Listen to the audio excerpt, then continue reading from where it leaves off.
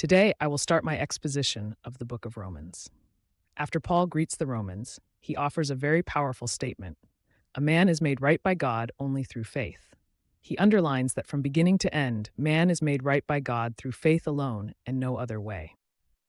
In Romans 1:18-32, Paul addresses a group of people who have rejected God's truth and subsequently descended into moral and spiritual depravity. Specifically, God is angry because, although the truth rejectors have been clearly shown evidence of his existence, they still deny him.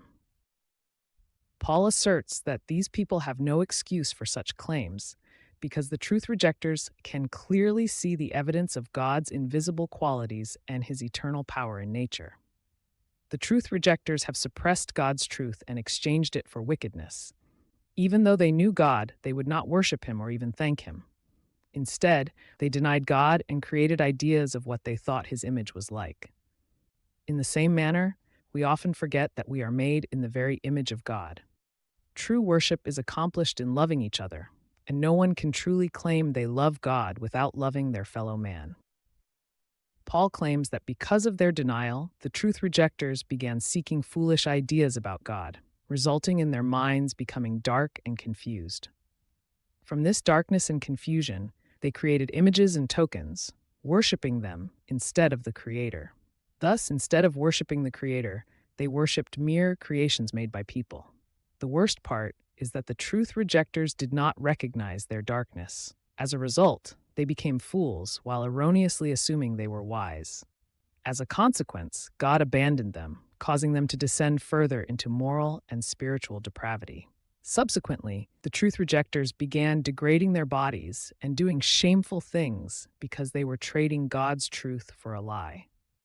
Paul explains that while they engaged in these shameful acts, they suffered within themselves, even though outwardly they may have appeared fine.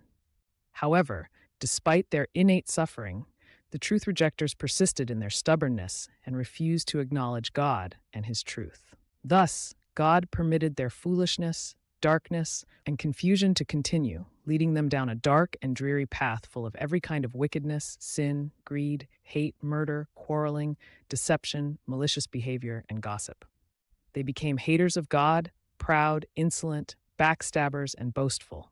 They even invented new ways of sinning. They were heartless and lacked mercy. The truth rejectors knew within themselves that people who did such depraved things deserved to die. However, they continued doing them anyway. Worse yet, they encouraged others to do the same. In summation, Paul underlines that depravity, shameful acts, and emotional and mental turmoil stem primarily from failing to acknowledge God and persisting in stubborn denial of his existence.